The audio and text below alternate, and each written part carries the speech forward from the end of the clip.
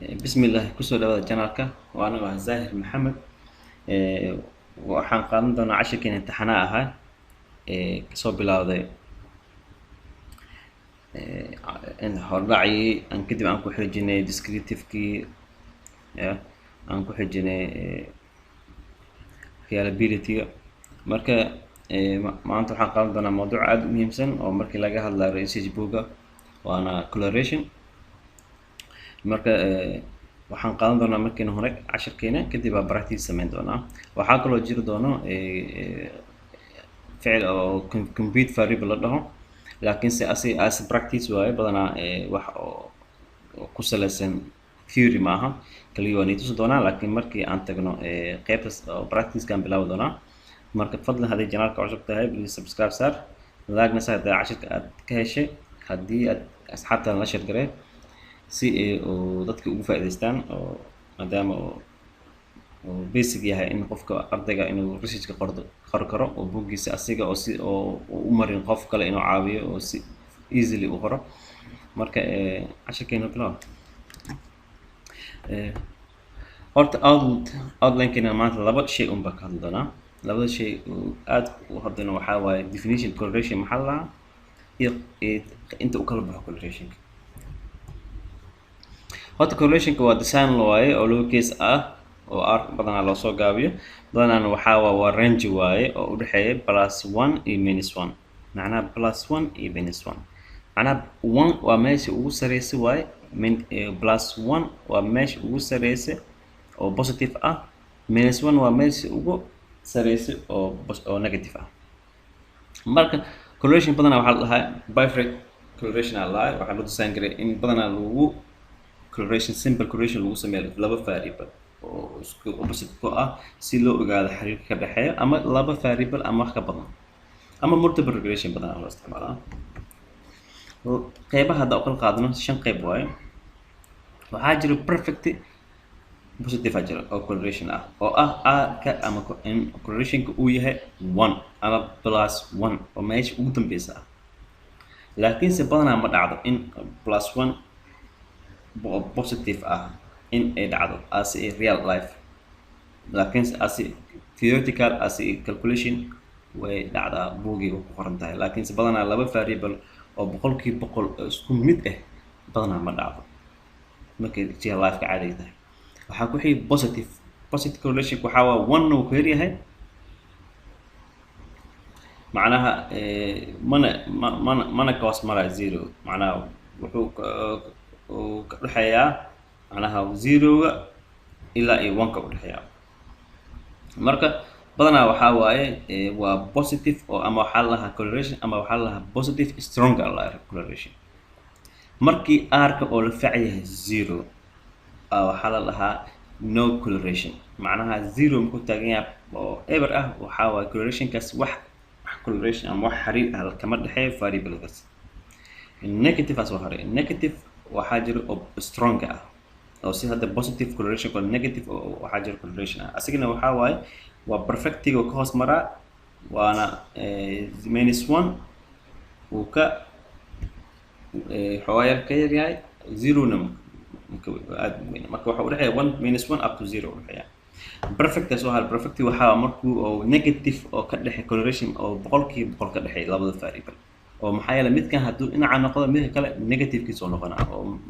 dhankaas boqolkiiba boqol isbedela taasna badanaa ma dhacdo markii la joogo real life-ka laakiin gudaha u galno perfectimka ka hadlayno perfecti waxaa midka boqolkiiba boqol oo isku shaabahan labada variable tusaalahan kale badanaa ma dhaco laakiin se haddii tusaale usoo qaadano oo buuggiina IBM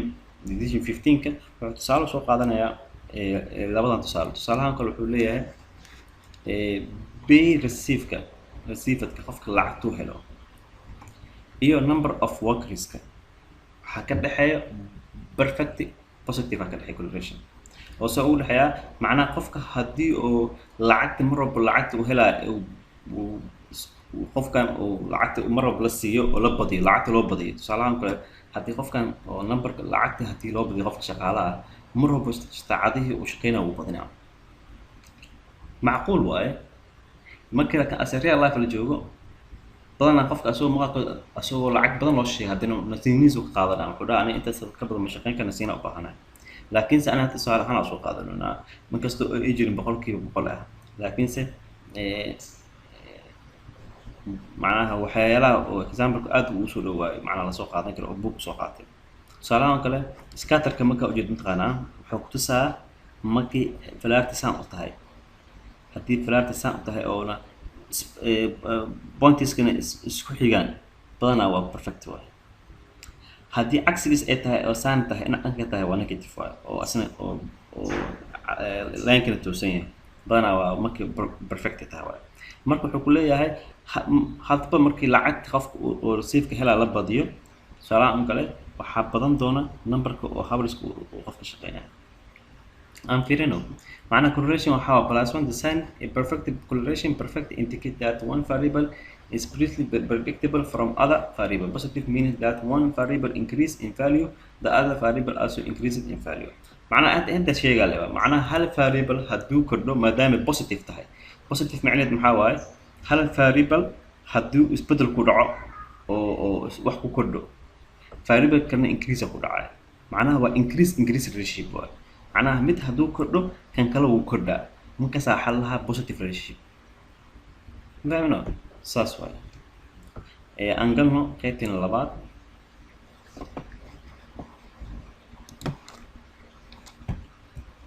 أنقلنا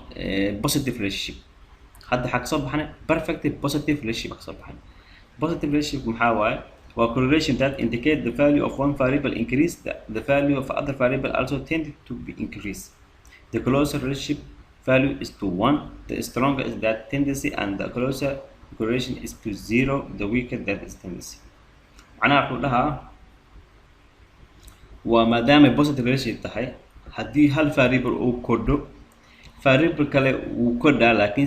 أنتو كاس كود مكود كودو لكن سبحوا لوانا 1 كي يروحوا هاي 1 to 1 أو هاي حتى كان 1 معناه maybe 0.8 0.7 أو معناه هدو او weak يعني هدو او 1 هدو او strong هاي positive strong هاي 1 كو كدوانا هدي او weak positive يعني وحو كدوانا 0 سواء كان 0.3 و weak 0.4 و weak 0.5 و الحاد 0.6 و strong وسعودة 7 strong 8 stronger وصحيح ساسوا مكاس معناه tusaale waxa usoo qaatay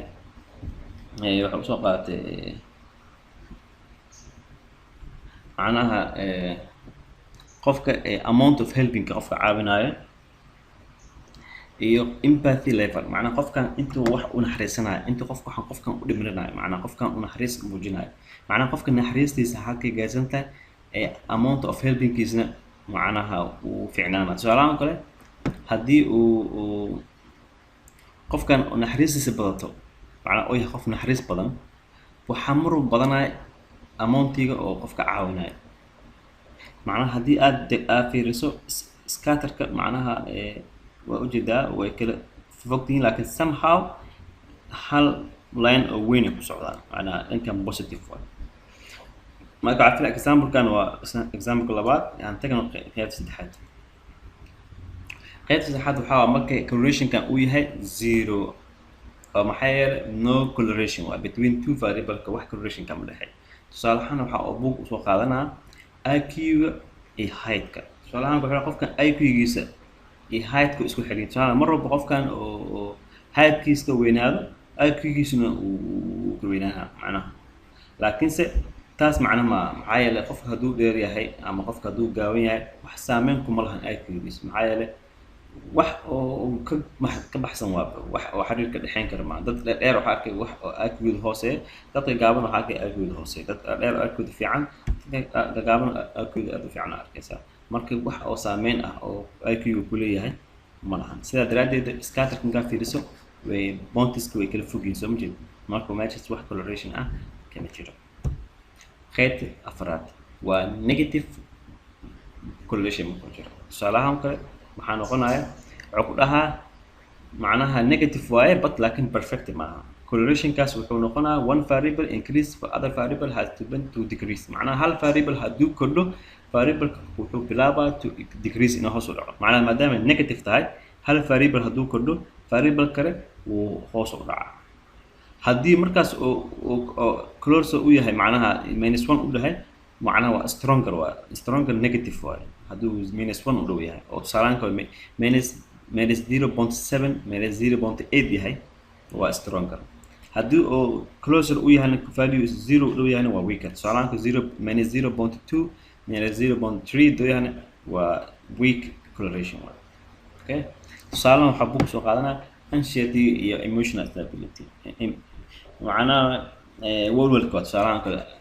anxiety walwalka iyo qofkan macnaha iyo dareenkiisa xasilloonida dareenkiisa macnaha farqi maxaa ku dhaxay tusaalahan ma qofka mar walba oo walwalo xasilloonida dareenkiisa mar walba hoos u dhaca macnaha haddii walwalka kuu bato macnaha mar walba emotionkaaga hoos u dhaca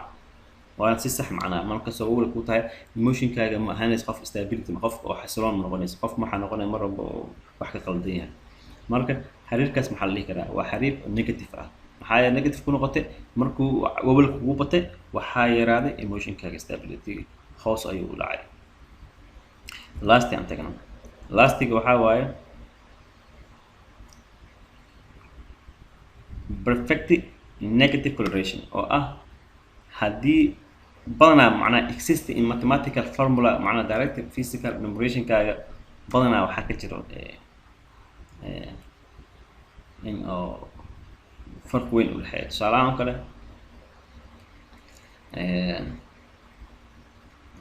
markii oo caadi relaaf laga hadlo wax 100% oo laba variable ka dhexeeya 100% ma jiro ma dhacdo 99% macquul 99.9 macquul laakiin mar walba 100% badanaa ma dhacdo laba variable ah oo inay xiriirkood noqdaan laakiin saas tahay min unaas ka soo qaadana buugan oo IBM example wuxuu soo qaad travel time-ka iyo velocity macnaha waa speed-ka iyo time travel tusaalahaan kale mar walba oo time travel-kaagu aad u dheer yahay macnaha surcadda oo safarkaagu wuu gaabanaa macnaha waa speed-ka ku socdo macnaha ma dhehis waxa dhaqsaa imaado dhaqsaa ku aad safarkeen dhaqso u ahay maxaa u dhahay travel-kaaga uu yaraaday macnaha laba gobol isku dhigana diyaar u raacday waxaa laga yaabaa 20 daqiiqo waa joogtaa maxaa dhahay safarkeen aad u gaabanaa macnaha speed ku socdo laakiin markii laba qaarad oo kale isku dhaafay safarkii waxaa dhahay waqti badan ay qaadatay tartiib oo diyaar u socotay macnaha waxaana keenay travel time ka keenay waxaa filaa intaas inuu okay yahay oo correlation aad ku fahamteen shanta qaybood waxaa kaloo jira waxa la dhahay compute variable-ka SPSS-ka ku yaala waxaan loo isticmaalaa tusaale ahaan oo kale markii aad variable-kaaga uu matalo 3 su'aal 4 su'aal ama 5 item ama 4 su'aal ama 4 item saa u taqaanaba ay matasho maadaama aad correlation inaad sameyso waxay ku fiican tahay in variable-kaaga su'aalaha matalaya dhan inaad isku geyso aad ka soo saarto hal variable oo matala oo xibaanay marka mar walba waxaa fiican inaad note-kaaga ku qorato su'aalaha walba variable-ka quseeya anay already waa soo qortay marka qaybta practice-kan tagayna waa kana ani dataset-kay waa haystaa dataset-kay uu diyaarsan yahay aniga marka su'aalahaygu kale waxaa u qaatay in variable-kay efficiency-ga equation 6 iyo equation 7 equation 8 inay tahay efficient variable-kayga ah in effectiveness-na uu yahay equation 9 equation 10 equation 11 inuu yahay differentiation-kana inuu yahay 2 alif 13 14 iyo dependent variable-kayga oo gross-ka ahaana inuu yahay 15 16 17 marka sidaas u soo diyaarso mar walba aday su'aalahaaga iyo variables-kaaga waxaan rabaa in aad ku geysaan aad ka soo saarto saddexda su'aalba inaad ka soo saarto hal variable oo matalayo magaciisna ku qorto maadaama ay correlation tahay waxaa in badan in aad su'aalahaaga dhexdooda aad dhahdo waa ka sameynaa correlation waxaa laga yaabaa in micno aysan yeelanin sidaa daraadeed waxaan sameynaynaa compute variable sida loo sameeyaa haddaan tagaynaa waxaad tagaysaa transform markaad taagantahay dataset-kaaga waxaad tagaysaa transform markaad transform tagto waxaad tagaysaa compute variable computer variable aad tagtay meeshan saan ay kugu noqonaysaa xaggaa noo banee tusaalahaan kale su-aalahaagii waa intaan aniga waxaa rabaa variablekii koowaad in aa sameeyo inaan abuuro inaan new variable abuuro oo su-aalihii isku geeyo tusaalahaan kale waxaa dhahnay su-aasheeda lixaad markaad dhahdid balaasaa dhehe kan toddobaad markaad dhahdid calaamadda inta taabanaysaa soo geli haddaa gacanta ku qor karin inta taabo balaas dheh 8 dheh okay saddexdan su-aal ay matasho soo maha marka waxaa dhahaa u qaybi 3 si mathematics ah igu tooso variableka magaciisa inta ku qoraysaa variableka magaciisa muxuu ahaa efficiency okay marka inta qorto waxaad dhehaysaa okay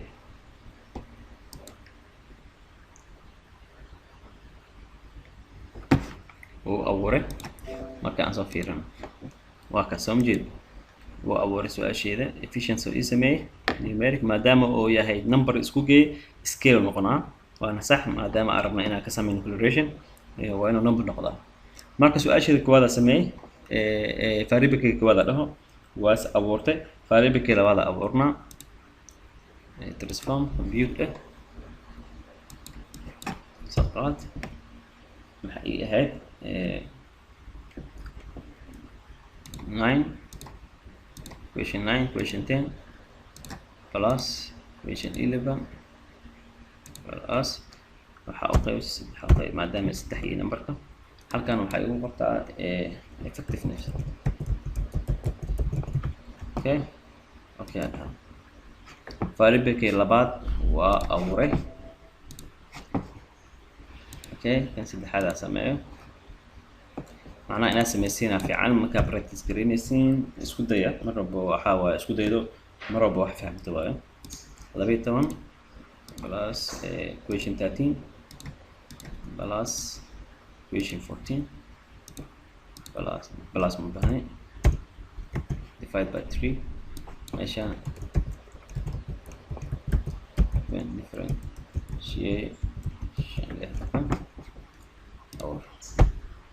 okay sequence of found that okay صح بلاص اجرو بلاص كان okay last and هاي last dependent variable كي element gross okay انتر و 15 question 15 plus question 16 plus question 17 divided by 3 okay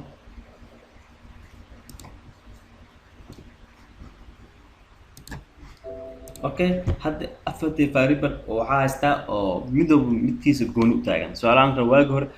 waxay ii ahayd questions ahayd macnaa items halkii su-aal ba 3 item ama 4 item ay matalaysa hataa inkastoo aan 3 item midkiiba 3 item ay matalaya 3 question ka wadaa hadda waa isku geey hadda wax micno yeelan kartaa markii aad calculation samayso waxaa dhigata efficient iyo effectiveness waxba ka dhaxeeya laakiin markii question tahay waxaa laga yaabaa inaad macno weyn ama aad fahmi waaysid meesha wax u socdaan marka computer variable-ka aad uu muhiim u yahay wuxuu ka caawinaa xataa marka regression sameynayso ka caawinaa marka marka laba variable aad rabto inaad isba barto adoo u fiirnaa asi madaxa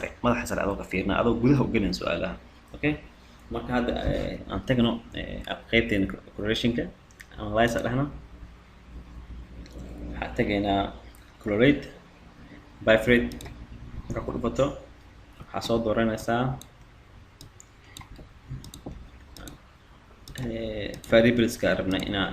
isbarbar dhigno marka inta taagan tahay waxaa ka iloobay significant macnaha two-tailed markay tahay iyo one-tailed badanaa sida buugga oo qoraayo macnaha two-tailed waxaa dooranaya marka aad adiga macluumaad badan aad ka helin variableskan xiriirka ka dhexeeya aan ogeyn two-tailed la isticmaalaa one-tailed waxaa la isticmaalaa markii already aad ogtahay variableskaaga meeshii u jeedaan xiriirkooda aad ogtahay already aad ogtahay one-tailed la isticmaalaa laakiin already aniga waxaa ka ognaa malahe xiriirka meesha u socdo marka badanaa waxaa la doortaa two-tailed okay version-kan waxaa correlationka badanaa isticmaali doono waa midka badanaa la isticmaalo waa kaas isticmaali doonaa flagna waxaa waaye calaamada u yeelaa markii significant uu jiro oo xiriirkaas oo significant yahay macnaha. sidoo kale optionka tagno mean iyo standard deviation haddaa u baahan tahay waa ku darsan kartaa cross productive deviation and covariance haddaa u baahan tahay waa tigaa saaran kartaa haddii adiga markaas u baahan tahay macluumaad. aniga ahaanteeda hadda ma u baahnin sidaa daraadeed tig ma saareen oo tagaynaa. intaas markaad doorato inta variable aad rabto inaad correlationkeeda aad baarto kadib okay dheh.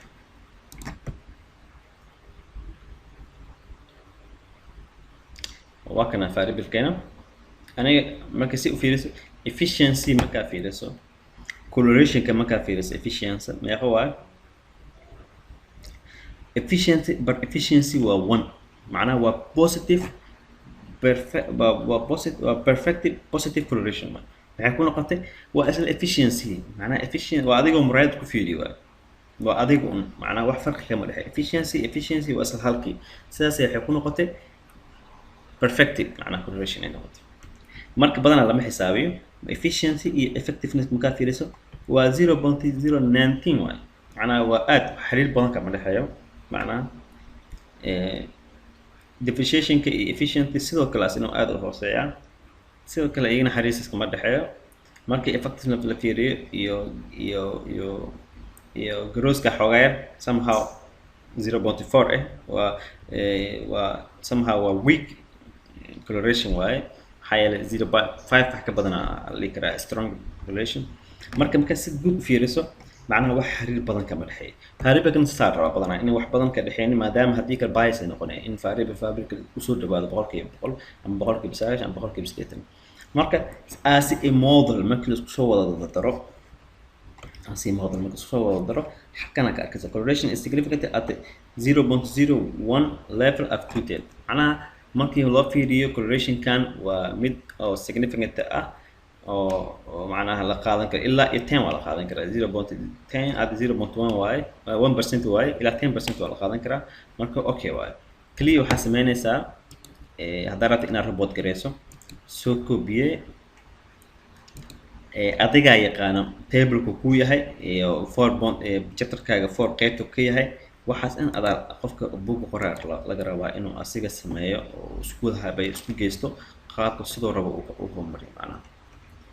anaga tusaale soo qaadanaynaa waa dhigaynaa nodira ka sameynayna waana tusaynaa insha Allah. koobiya dheh okay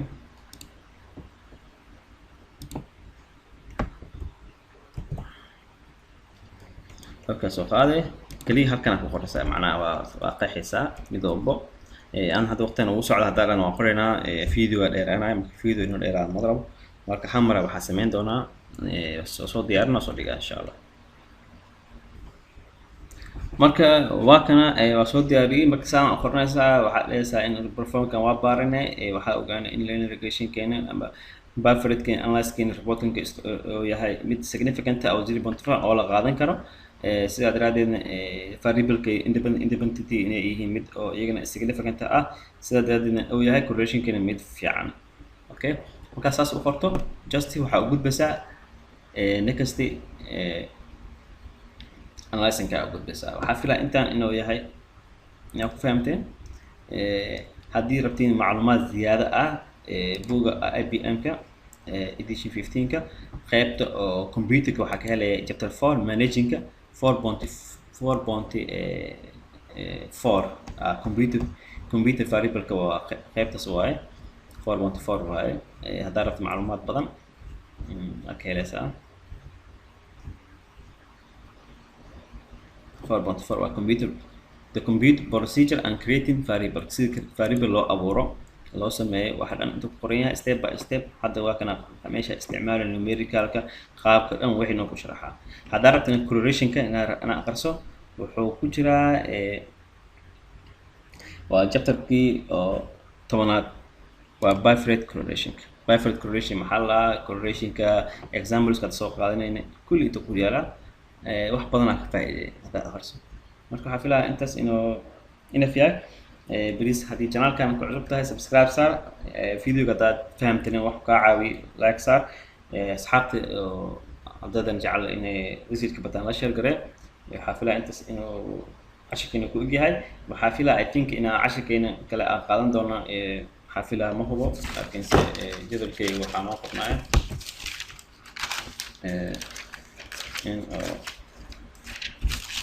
waxaa qaadan doonaa regression aan qaadan doonaa insha Allah. cashirkeena xiga regression aan qaadan doonaa. regression maxaa la lahaa qaabka loo analyze gareeyo regressionka. markaas insha Allah cashirkeena shanaad soo noqon doonaa. sidaas inoo nabadgelyo. mac salaama.